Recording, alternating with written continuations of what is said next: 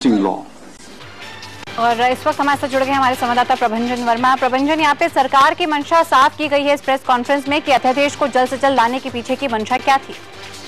जी बिल्कुल, देखिए सरकार को ये कहना है कि अध्यादेश इसलिए लाना बहुत जरूरी था क्योंकि अगर हम बिल का रूट लेते और पार्लियामेंट में जाते और उसके बाद प्रेसिडेंशियल इलेक्शन मिलता तो इसमें वक्त लग सकता था। और ऐसे में इस बीच अगर कोई इस तरह का अपराध होता है तो वो एग्जिस्टिंग लॉ जो है उसमें उससे डील किया जाता और जो एक माहौल पूरे देश में बना है उसके साथ ये चीजें जस्टिफाई नहीं होती। और यही वजह है कि अध्यादेश लाया गया है ताकि तुरंत कड़े कानून इस तरह के अपराध में अप्लाई हो सकें। और वैसे भी सरकार को पार्लियामेंट से इसके लिए ये अध्यादेश पारित करवाना होगा जिसका प्रोसेस वो बजट सेशन में ही शुरू करने जा रहे हैं। तो ये साफ दलील सरकार की तरफ से आई है। बिल्कुल। और इस वक्त हमारे साथ सामाजिक कार्यकर्ता रंजना कुमारी जुड़ गई हैं। रंजना जी, स्वागत है आपका IBN 7 में। जानना चाहेंगे आपसे आपकी प्रतिक्रिया यहाँ पे जो अध्यादेश पेश किया गया और उसके बाद जो वित्त मंत्री ने कहा। देखिए, एक संदेश निश्चित तौर पर इस अध्यादेश से जाता है कि जितने भी इस तरह के मानसिकता के लोग हैं, जो रेपिस्ट हैं देश के अंदर, जिस तरह के लोग हैं जो लड़कियों को परेशान करते हैं बस में, बस स्टॉप पे, ऑटो रिक्शा में, कहीं जा रही हो रिक्शा में, अगर इस तरह के लोग हैं तो उन तक ये संदेश निश्चित तौर पर चला जाएगा इससे कि अब ये छोड़े नहीं जाएंगे। 20 साल की कम से कम सजा होगी और जिंदगी जेल में सड़ना पड़ेगा, आखिरी दिन तक जिंदगी के जेल में रहना पड़ेगा। तो कम से कम इतना तो हुआ है। हालांकि हम सब लोग चाहते थे कि और ज्यादा चर्चा होती और जो पूरी वर्मा कमीशन की एक कॉम्प्रिहेंसिव समझ बनी है उसको पूरी तरह से सरकार लाए और हम लोग उस बात के लिए दबाव बनाए रखेंगे जब तक वो स्वीकार नहीं किया जाता है। लेकिन निश्चित तौर पर ये सबको मालूम हो जाना चाहिए कि अब ऐसी घटना करने वालों को बख्शा नहीं जाएगा। बिल्कुल रंजना जी, आप बने रहिए हमारे साथ। इस बीच अपने दर्शकों को बताएं कि वैवाहिक संबंधों में पत्नी की मर्जी के खिलाफ पति के जबरदस्ती यौन संबंध बनाने को अपराध की श्रेणी में लाए जाने की मांग पर चिदम्बरम ने कहा कि अगर पति पत्नी अलग रह रहे हैं और पति जबरदस्ती करता है तो ऐसे में ये जुर्म की श्रेणी में आता है। लेकिन अगर दोनों साथ साथ रह रहे हैं और उनका वैवाहिक जीवन चल रहा है, ऐसे में पति के जबरन संबंध बनाने का मसला बहस का मुद्दा है। Justice Verma Committee's report wanted a change in the present law. That is, even within an existing marriage, there can be a concept of quote-unquote marital rape. That's a difficult issue on which we have to hear everybody. We'll have to hear views of everybody. There's no universality about that principle. So what we have done is taken it one step forward by saying if the husband and wife are separated and then if there is sexual intercourse or any sexual act without consent, that would be punishable. But where the marriage, a marital relationship exists, whether we should take the further step that Justice Verma has recommended, as I said, will be debated. It's a matter for debate. Just as there is an opinion in favor of defining marital rape in the terms that Mr. Justice Verma's committee has done, there is another opinion which says it should not be done. So these have to be carefully considered. और रंजना कुमारी लगातार हमारे साथ बनी हुई हैं। रंजना जी, marital rape पर आपने सुना वित्त मंत्री के इस बयान को, क्या प्रतिक्रिया है आपकी? देखिए, वित्त मंत्री शायद इस बात को समझ नहीं रहे हैं कि जो भावना इस पूरी रिपोर्ट के जरिए और खास तौर से सामाजिक मानसिकता को बदलने के लिए जिस प्रयास की जरूरत की वजह से ये मुद्दा उठाया गया, उसमें सबसे महत्वपूर्ण बात है कि एक औरत को उसके अपने शरीर पर उसका अपना हक है, क्योंकि वो खुद एक व्यक्ति है और उसकी अपनी स्वतंत्रता और उसकी जो बॉडीली इंटीग्रिटी है, जो उसकी अस्मिता है, वो उसके बारे में फैसला करने की पूरा हक उसका अपना हक है। ये एक सोच समाज में बनाने की जरूरत है क्योंकि शादी में औरत पति की संपत्ति नहीं बन जाती है और ये जब तक मानसिकता नहीं बदलेगी तब तक तो ये मुझे तो नहीं लगता है कि देश के जरूर बहस चलनी चाहिए, लेकिन उस बात को, उस पूरी मानसिकता को, पूरे मूल भाव को और जिसकी वजह से सामाजिक मानसिकता बदलेगी उसको वो समझ ही नहीं रहे हैं। बिल्कुल रंजना जी, लेकिन जिस तरह से अभी यहाँ पे सेगमेंटाइज करके बताया है वित्त मंत्री ने कि किस तरह से अगर पति पत्नी एक वैवाहिक रिश्ते में रह रहे हैं वहां पे एम्बिग्यूटी पैदा हो जाती है, क्योंकि फिर ऐसे में मिसयूज भी हो सकता है लॉ का।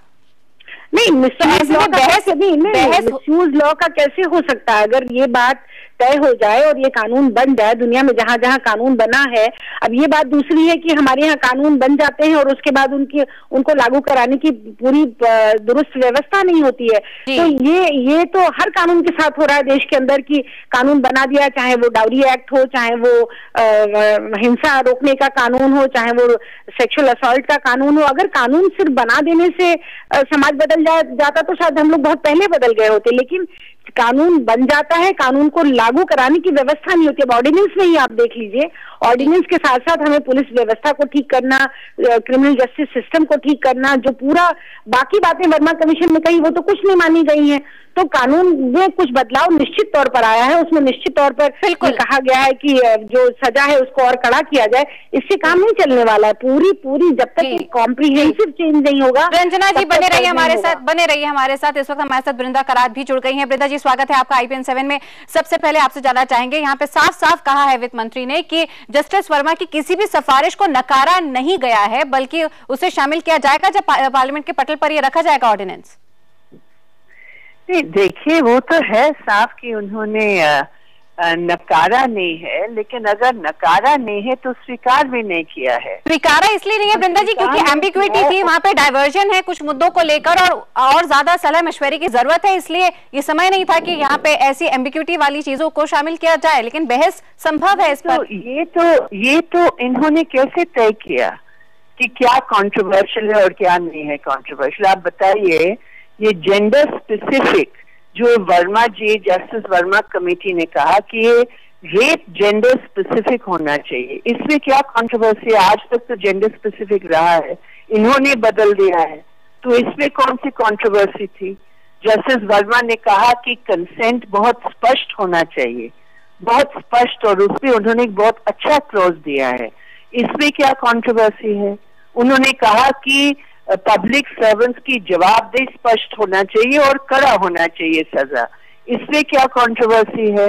सवाल ये है कि सरकार ने पार्लियामेंट की डिस्कशन को प्रीएम्प्ट किया है और इसलिए अभी पार्लियामेंट वर्मा कमेटी सिफारिश में पार्लियामेंट अध्यादेश डिस्कस करेगी, तो यही तो एक हाईजैकिंग हो गया है ना कि आपने एजेंडा को ही कम कर लिया है। बिल्कुल, लेकिन वृंदा जी यहाँ पे वित्त मंत्री का ये कहना है कि मैरिटल रेप या फिर arm forces special power act जैसे जो चीजें थी जिनको जस्टिस वर्मा की कमेटी ने रिकमेंड तो किया, लेकिन उन्हें ऑर्डिनेंस में इसलिए नहीं शामिल किया गया क्योंकि इसमें सलाह मशवरे की जरूरत है, पुलिस और पैरामिलिट्री फोर्सेस से यहाँ पे सुझाव लेने की जरूरत है, बाकी पॉलिटिकल पार्टी से भी इसमें सुझाव लिया जाएगा। और इसमें सलाह मशवरा की जरूरत नहीं थी क्या कि रेप को जेंडर स्पेसिफिक नहीं किया? इसको क्या सलाह मशवरा की जरूरत नहीं थी? लेकिन वृंदा जी, क्या आपको लगता है जब संसद के पटल पर ये आएगा ऑर्डिनेंस तब आपको मौका नहीं मिलेगा अपनी बातों को रखने का और इन सुझावों को शामिल होने का? देखिए, ये नहीं है, सवाल है कि जब आप पार्लियामेंट के पहले एक एजेंडा को तैयार कर लिया है तो आपने वर्मा कमेटी को बैठाया है क्यों? आपने अध्यादेश पिक एंड चूज करके आपने तय किया, आपने पिक एंड चूज करके ये तय किया ये विवादास्पद है इसलिए हम इसको लेंगे। आपने कैसे किया ये? अगर ये विवाद है या नहीं है पार्लियामेंट तय करेगी, लेकिन आपने पहले वृंदा जी चलते चलते संक्षेप में इतना बता दीजिए, क्या सुचारू रूप से विपक्षी दल संसद को चलने देंगे इस मामले पर जो कि बहुत जरूरी होगा एक सख्त कानून लाने के लिए? ये आप क्यों सवाल कर रहे हैं? ये कोई सवाल का अर्थ ही नहीं है। नहीं, क्योंकि यहाँ पे पूरी हम बहस चाहते हैं, हम बहस वर्मा कमेटी के ऊपर चाहते हैं। हमने सरकार की आलोचना की कि अपने अध्यादेश करके आपने इस पूरा बहस को न कि केवल संकीर्ण कर लिया है और आपने नैरो कर लिया है, आपने इसके साथ साथ एक संवेदनशील मामला को एक पॉलिटिकल हथियार के रूप में इस्तेमाल करने का प्रयास किया जो हम समझते हैं उचित नहीं है। लेकिन इसका मतलब कतई ये नहीं है कि हम लोग बहस नहीं करें। हम ही लोग तो बहस चाहते हैं और बहस करके हम वर्मा कमेटी के जो और बहुत महत्वपूर्ण सिफारिशें हैं उसको लागू करने के लिए हम बिल्कुल वचनबद्ध है हमारे, तो इसमें तो कोई बात है नहीं। वृंदा जी, आपने IBN 7 से बातचीत की, इसके लिए आपका बहुत बहुत शुक्रिया अदा करना चाहेंगे। और रंजना कुमारी जी, आपका भी शुक्रिया अदा करना चाहेंगे अपना समय निकालने के लिए। तो यहाँ पे आपको बता दें कि वित्त मंत्री ने साफ कर दिया है कि सरकार की मंशा साफ है और यहाँ पर जस्टिस वर्मा कमेटी की जो भी सिफारिशें हैं उन्हें नकारा नहीं गया है, बल्कि कुछ सुझाव थे जिन पर आम सहमति नहीं थी, जिसकी वजह से उन्हें फिलहाल ऑर्डिनेंस में शामिल नहीं किया गया। लेकिन यहाँ पर फिर भी दरवाजे खुले हैं उनको शामिल करने के लिए। जब यहाँ पे पार्लियामेंट के पटल पर यह ऑर्डिनेंस रखा जाएगा तब तमाम सुझावों को शामिल भी किया जा सकता है। जरूरत है यहाँ पे एक अच्छी बहस हो सके और एक अच्छा कानून आ सके। यहां रुकेंगे एक ब्रेक के लिए। कॉमनवेल्थ घोटाले में कैसे कस रहा है आरोपियों पर शिकंजा, देखिए IBN 7 पर दिन भर। और इस वक्त हमारे साथ जुड़ गए हमारे संवाददाता प्रभंजन वर्मा। प्रभंजन, यहाँ पे सरकार की मंशा साफ की गई है इस प्रेस कॉन्फ्रेंस में कि अध्यादेश को जल्द से जल्द लाने के पीछे की मंशा क्या थी? हाँ बिल्कुल, देखिए सरकार को ये कहना है कि अध्यादेश इसलिए लाना बहुत जरूरी था क्योंकि अगर हम बिल का रूट लेते और पार्लियामेंट में जाते और उसके बाद प्रेसिडेंशियल इलेक्शन मिलता तो इसमें वक्त लग सकता था। और ऐसे में इस बीच अगर कोई इस तरह का अपराध होता है तो वो एग्जिस्टिंग लॉ जो है उसमें उससे डील किया जाता और जो एक माहौल पूरे देश में बना है उसके साथ ये चीजें जस्टिफाई नहीं होती। और यही वजह है कि अध्यादेश लाया गया है ताकि तुरंत कड़े कानून इस तरह के अपराध में अप्लाई हो सकें। और वैसे भी सरकार को पार्लियामेंट से इसके लिए ये अध्यादेश पारित करवाना होगा जिसका प्रोसेस तो वो बजट सेशन में ही शुरू करने जा रहे हैं। तो ये साफ दलील सरकार की तरफ से आई है। बिल्कुल। और इस वक्त हमारे साथ सामाजिक कार्यकर्ता रंजना कुमारी जुड़ गई हैं। रंजना जी, स्वागत है आपका IBN 7 में। जानना चाहेंगे आपसे आपकी प्रतिक्रिया यहाँ पे जो अध्यादेश पेश किया गया और उसके बाद जो वित्त मंत्री ने कहा। देखिए, एक संदेश निश्चित तौर पर इस अध्यादेश से जाता है कि जितने भी इस तरह के मानसिकता के लोग हैं, जो रेपिस्ट हैं देश के अंदर, जिस तरह के लोग हैं जो लड़कियों को परेशान करते हैं बस में, बस स्टॉप पे, ऑटो रिक्शा में, कहीं जा रही हो रिक्शा में, अगर इस तरह के लोग हैं तो उन तक ये संदेश निश्चित तौर पर चला जाएगा इससे कि अब ये छोड़े नहीं जाएंगे। 20 साल की कम से कम सजा होगी और जिंदगी जेल में सड़ना पड़ेगा, आखिरी दिन तक जिंदगी के जेल में रहना पड़ेगा। तो कम से कम इतना तो हुआ है। हालांकि हम सब लोग चाहते थे कि और ज्यादा चर्चा होती और जो पूरी वर्मा कमीशन की एक कॉम्प्रिहेंसिव समझ बनी है उसको पूरी तरह से सरकार लाए और हम लोग उस बात के लिए दबाव बनाए रखेंगे जब तक वो स्वीकार नहीं किया जाता है। लेकिन निश्चित तौर पर ये सबको मालूम हो जाना चाहिए कि अब ऐसी घटना करने वालों को बख्शा नहीं जाएगा। बिल्कुल। रंजना जी, आप बने रहिए हमारे साथ। इस बीच अपने दर्शकों को बताएं कि वैवाहिक संबंधों में पत्नी की मर्जी के खिलाफ पति के जबरदस्ती यौन संबंध बनाने को अपराध की श्रेणी में लाए जाने की मांग पर चिदम्बरम ने कहा कि अगर पति पत्नी अलग रह रहे हैं और पति जबरदस्ती करता है तो ऐसे में ये जुर्म की श्रेणी में आता है। लेकिन अगर दोनों साथ साथ रह रहे हैं और उनका वैवाहिक जीवन चल रहा है, ऐसे में पति के जबरन संबंध बनाने का मसला बहस का मुद्दा है। Justice Verma Committee's report wanted a change in the present law. That is, even within an existing marriage, there can be a concept of quote-unquote marital rape. That's a difficult issue on which we have to hear everybody. We'll have to hear views of everybody. There's no universality about that principle. So what we have done is taken it one step forward by saying, if the husband and wife are separated and then if there is sexual intercourse or any sexual act without consent, that would be punishable. But where the marriage, a marital relationship exists, whether we should take the further step that Justice Verma has recommended, as I said, will be debated. It's a matter for debate. Just as there is an opinion in favor of defining marital rape in the terms that Mr. Justice Verma's committee has done, there is another opinion which says it should not be done. So these have to be carefully considered. और रंजना कुमारी लगातार हमारे साथ बनी हुई हैं। रंजना जी, marital rape पर आपने सुना वित्त मंत्री के इस बयान को, क्या प्रतिक्रिया है आपकी?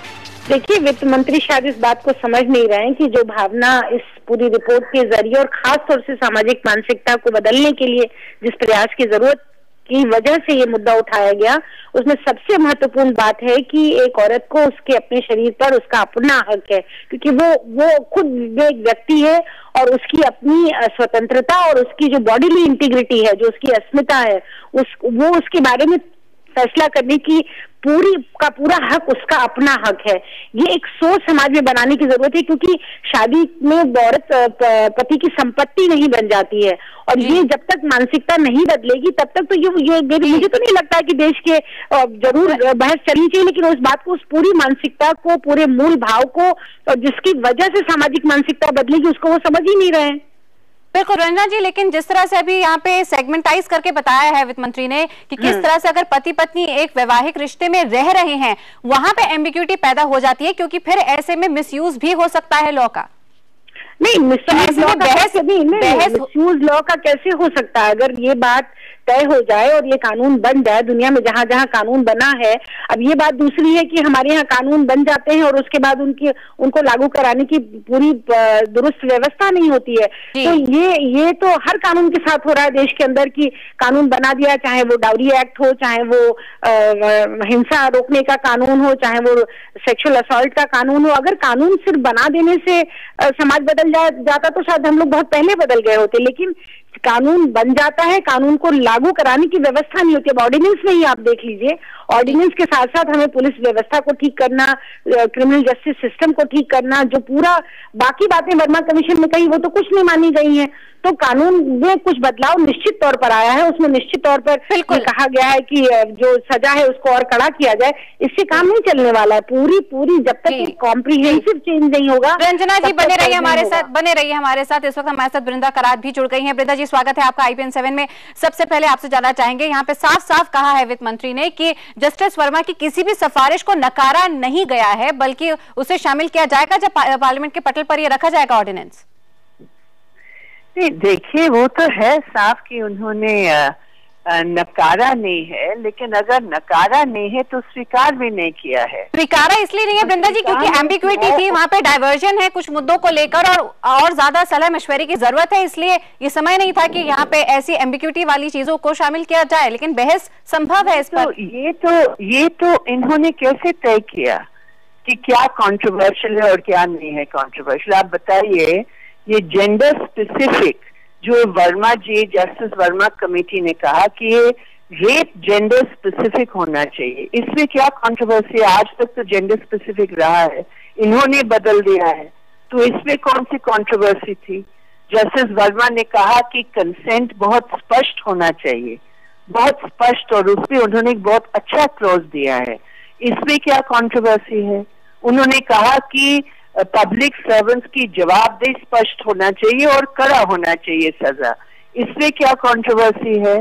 सवाल ये है कि सरकार ने पार्लियामेंट की डिस्कशन को प्रीएम्प्ट किया है और इसलिए अभी पार्लियामेंट वर्मा कमेटी सिफारिश ने पार्लियामेंट अध्यादेश डिस्कस करेगी, तो यही तो एक हाईजैकिंग हो गया है ना कि आपने एजेंडा को ही कम कर लिया है।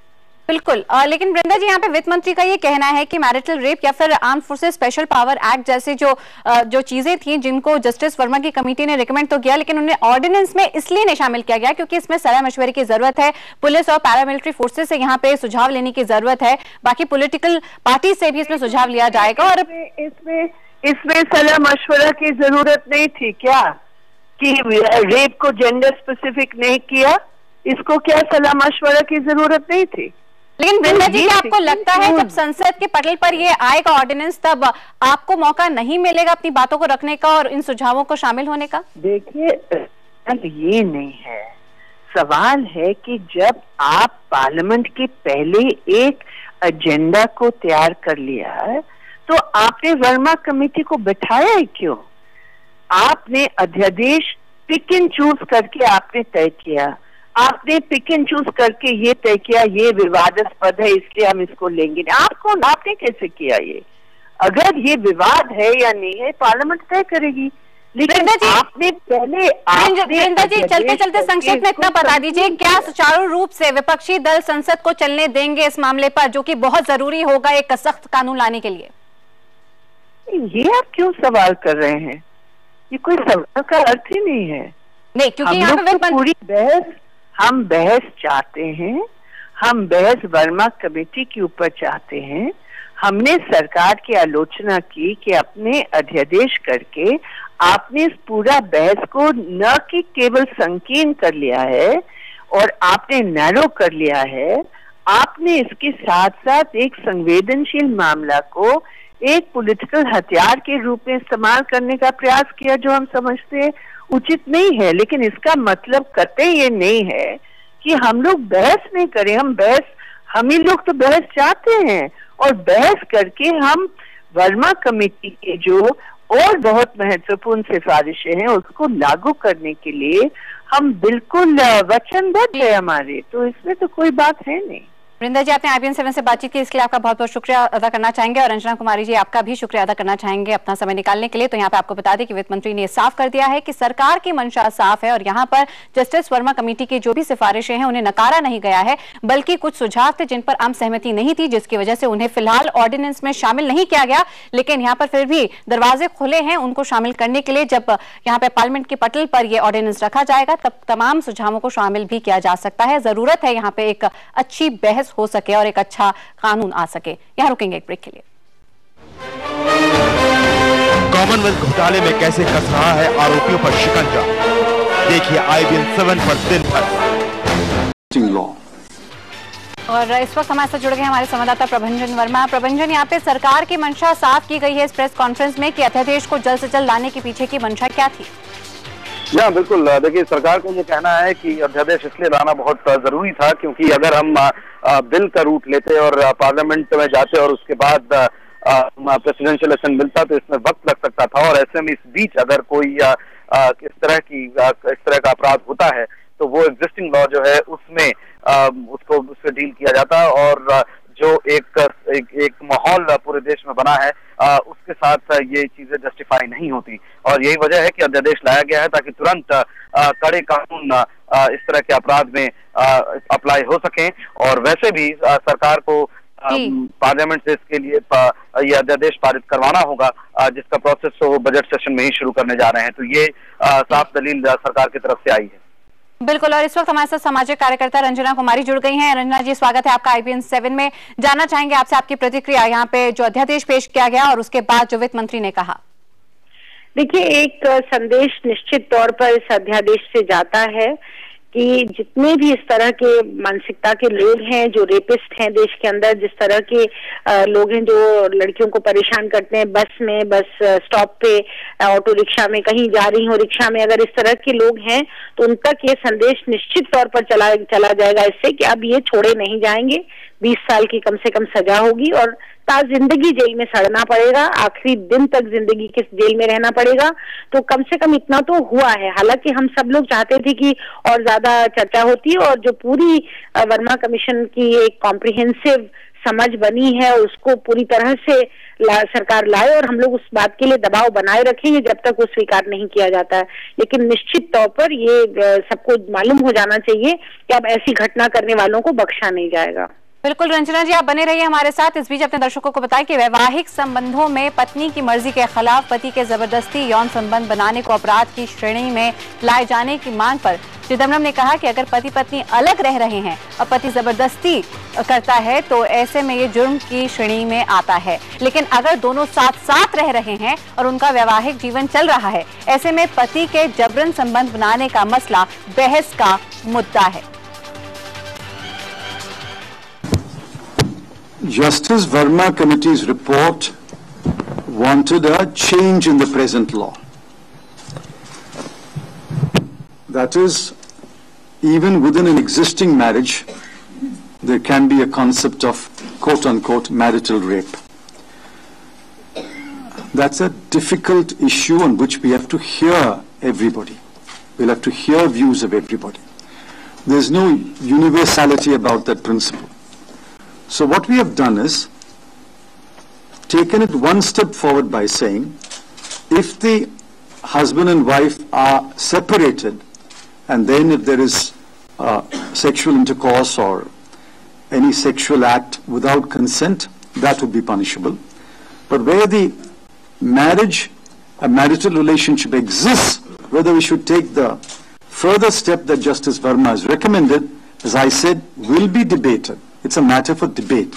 Just as there is an opinion in favor of defining marital rape in the terms that Mr. Justice Verma's committee has done, there is another opinion which says it should not be done. So these have to be carefully considered. और रंजना कुमारी लगातार हमारे साथ बनी हुई हैं। रंजना जी, marital rape पर आपने सुना वित्त मंत्री के इस बयान को, क्या प्रतिक्रिया है आपकी? देखिए, वित्त मंत्री शायद इस बात को समझ नहीं रहे हैं कि जो भावना इस पूरी रिपोर्ट के जरिए और खास तौर से सामाजिक मानसिकता को बदलने के लिए जिस प्रयास की जरूरत की वजह से ये मुद्दा उठाया गया, उसमें सबसे महत्वपूर्ण बात है कि एक औरत को उसके अपने शरीर पर उसका अपना हक है, क्योंकि वो खुद एक व्यक्ति है और उसकी अपनी स्वतंत्रता और उसकी जो बॉडीली इंटीग्रिटी है, जो उसकी अस्मिता है, वो उसके बारे में फैसला करने की पूरा हक उसका अपना हक है। ये एक सोच समाज में बनाने की जरूरत है, क्योंकि शादी में औरत पति की संपत्ति नहीं बन जाती है, और ये जब तक मानसिकता नहीं बदलेगी तब तक तो ये मुझे तो नहीं लगता है कि देश के जरूर बहस चलनी चाहिए, लेकिन उस बात को, उस पूरी मानसिकता को, पूरे मूल भाव को, और जिसकी वजह से सामाजिक मानसिकता बदलेगी, उसको वो समझ ही नहीं रहे हैं। बिल्कुल रंजना जी, लेकिन जिस तरह से अभी यहाँ पे सेगमेंटाइज करके बताया है वित्त मंत्री ने कि किस तरह से अगर पति पत्नी एक वैवाहिक रिश्ते में रह रहे हैं, वहां पे एम्बिग्यूटी पैदा हो जाती है, क्योंकि फिर ऐसे में मिसयूज भी हो सकता है लॉ का। नहीं, मिसयूज लॉ का कैसे हो सकता है? अगर ये बात तय हो जाए और ये कानून बन जाए, दुनिया में जहां जहां कानून बना है, अब ये बात दूसरी है कि हमारे यहाँ कानून बन जाते हैं और उसके बाद उनको लागू कराने की पूरी दुरुस्त व्यवस्था नहीं होती है। तो ये तो हर कानून के साथ हो रहा है देश के अंदर कि कानून बना दिया, चाहे वो डाउरी एक्ट हो, चाहे वो हिंसा रोकने का कानून हो, चाहे वो सेक्सुअल असॉल्ट का कानून हो। अगर कानून सिर्फ बना देने से समाज बदल जाता तो शायद हम लोग बहुत पहले बदल गए होते, लेकिन कानून बन जाता है, कानून को लागू कराने की व्यवस्था नहीं होती। अब ऑर्डिनेंस में ही आप देख लीजिए, ऑर्डिनेंस के साथ साथ हमें पुलिस व्यवस्था को ठीक करना, क्रिमिनल जस्टिस सिस्टम को ठीक करना, जो पूरा बाकी बातें वर्मा कमीशन में कही वो तो कुछ नहीं मानी गई हैं। तो कानून में कुछ बदलाव निश्चित तौर पर आया है, उसमें निश्चित तौर पर कहा गया है कि जो सजा है उसको और कड़ा किया जाए। इससे काम नहीं चलने वाला है, पूरी जब तक कॉम्प्रिहेंसिव चेंज नहीं होगा। रंजना जी बने रहिए हमारे साथ। इस वक्त हमारे साथ वृंदा करात भी जुड़ गई हैं। वृंदा जी, स्वागत है आपका IPN 7 में। सबसे पहले आपसे जानना चाहेंगे, यहाँ पे साफ साफ कहा है वित्त मंत्री ने कि जस्टिस वर्मा की किसी भी सिफारिश को नकारा नहीं गया है, बल्कि उसे शामिल किया जाएगा जब पार्लियामेंट के पटल पर यह रखा जाएगा ऑर्डिनेंस। देखिए, वो तो है साफ कि उन्होंने नकारा नहीं है, लेकिन अगर नकारा नहीं है तो स्वीकार भी नहीं किया है। स्वीकारा इसलिए नहीं है वृंदा जी क्योंकि एम्बिग्युइटी थी, वहाँ पे डाइवर्जन है कुछ मुद्दों को लेकर और ज्यादा सलाह मशवरे की जरूरत है, इसलिए ये समय नहीं था कि यहाँ पे ऐसी एम्बिग्युइटी वाली चीजों को शामिल किया जाए, लेकिन बहस संभव है इस पर। ये तो इन्होंने कैसे तय किया कि क्या कॉन्ट्रोवर्शियल है और क्या नहीं है कॉन्ट्रोवर्शियल? आप बताइए। ये जेंडर स्पेसिफिक जो वर्मा जी, जस्टिस वर्मा कमेटी ने कहा कि ये रेप जेंडर स्पेसिफिक होना चाहिए, इसमें क्या कंट्रोवर्सी है? आज तक तो जेंडर स्पेसिफिक रहा है, इन्होंने बदल दिया है, तो इसमें कौन सी कंट्रोवर्सी थी? जस्टिस वर्मा ने कहा कि कंसेंट बहुत स्पष्ट होना चाहिए, बहुत स्पष्ट, और उसमें उन्होंने एक बहुत अच्छा क्लॉज दिया है, इसमें क्या कंट्रोवर्सी है? उन्होंने कहा कि पब्लिक सर्वेंट्स की जवाबदेही स्पष्ट होना चाहिए और कड़ा होना चाहिए सजा, इसमें क्या कंट्रोवर्सी है? सवाल ये है कि सरकार ने पार्लियामेंट की डिस्कशन को प्रीएम्प्ट किया है और इसलिए अभी पार्लियामेंट वर्मा कमेटी सिफारिश ने पार्लियामेंट अध्यादेश डिस्कस करेगी, तो यही तो एक हाईजैकिंग हो गया है ना कि आपने एजेंडा को ही कम कर लिया है। बिल्कुल, लेकिन वृंदा जी यहाँ पे वित्त मंत्री का ये कहना है कि मैरिटल रेप या फिर arm forces special power act जैसे जो चीजें थी जिनको जस्टिस वर्मा की कमेटी ने रिकमेंड तो किया, लेकिन उन्हें ऑर्डिनेंस में इसलिए नहीं शामिल किया गया क्योंकि इसमें सलाह मशवरे की जरूरत है, पुलिस और पैरामिलिट्री फोर्सेस से यहाँ पे सुझाव लेने की जरूरत है, बाकी पॉलिटिकल पार्टी से भी इसमें सुझाव लिया जाएगा। और इसमें सलाह मशवरा की जरूरत नहीं थी क्या कि रेप को जेंडर स्पेसिफिक नहीं किया? इसको क्या सलाह मशवरा की जरूरत नहीं थी? लेकिन वृंदा जी, क्या आपको लगता है जब संसद के पटल पर ये आएगा ऑर्डिनेंस तब आपको मौका नहीं मिलेगा अपनी बातों को रखने का और इन सुझावों को शामिल होने का? देखिए, ये नहीं है, सवाल है कि जब आप पार्लियामेंट के पहले एक एजेंडा को तैयार कर लिया तो आपने वर्मा कमेटी को बिठाया है क्यों? आपने अध्यादेश पिक एंड चूज करके आपने तय किया, आपने पिक एंड चूज करके ये तय किया ये विवादास्पद है इसलिए हम इसको लेंगे नहीं। आपने कैसे किया ये? अगर ये विवाद है या नहीं है पार्लियामेंट तय करेगी, लेकिन आपने पहले वृंदा जी चलते चलते संक्षेप में इतना बता दीजिए, क्या सुचारू रूप से विपक्षी दल संसद को चलने देंगे इस मामले पर, जो कि बहुत जरूरी होगा एक सख्त कानून लाने के लिए? ये आप क्यों सवाल कर रहे हैं? ये कोई सवाल का अर्थ ही नहीं है। नहीं, क्योंकि यहाँ पे पूरी हम बहस चाहते हैं, हम बहस वर्मा कमेटी के ऊपर चाहते हैं। हमने सरकार की आलोचना की कि अपने अध्यादेश करके आपने इस पूरा बहस को न कि केवल संकीर्ण कर लिया है और आपने नैरो कर लिया है, आपने इसके साथ साथ एक संवेदनशील मामला को एक पॉलिटिकल हथियार के रूप में इस्तेमाल करने का प्रयास किया, जो हम समझते उचित नहीं है। लेकिन इसका मतलब कतई ये नहीं है कि हम लोग बहस नहीं करें। हम ही लोग तो बहस चाहते हैं और बहस करके हम वर्मा कमेटी के जो और बहुत महत्वपूर्ण सिफारिशें हैं उसको लागू करने के लिए हम बिल्कुल वचनबद्ध है हमारे, तो इसमें तो कोई बात है नहीं। वृंदा जी, आपने IBN 7 से बातचीत की, इसके लिए आपका बहुत बहुत शुक्रिया अदा करना चाहेंगे, और रंजना कुमारी जी आपका भी शुक्रिया अदा करना चाहेंगे अपना समय निकालने के लिए। तो यहाँ पे आपको बता दें कि वित्त मंत्री ने साफ कर दिया है कि सरकार की मंशा साफ है और यहाँ पर जस्टिस वर्मा कमेटी की जो भी सिफारिशें हैं उन्हें नकारा नहीं गया है, बल्कि कुछ सुझाव थे जिन पर आम सहमति नहीं थी, जिसकी वजह से उन्हें फिलहाल ऑर्डिनेंस में शामिल नहीं किया गया। लेकिन यहाँ पर फिर भी दरवाजे खुले हैं उनको शामिल करने के लिए। जब यहाँ पे पार्लियामेंट के पटल पर यह ऑर्डिनेंस रखा जाएगा तब तमाम सुझावों को शामिल भी किया जा सकता है। जरूरत है यहाँ पे एक अच्छी बहस हो सके और एक अच्छा कानून आ सके। यहां रुकेंगे एक ब्रेक के लिए। कॉमनवेल्थ घोटाले में कैसे कस रहा है आरोपियों पर शिकंजा, देखिए IBN 7 पर दिन भर।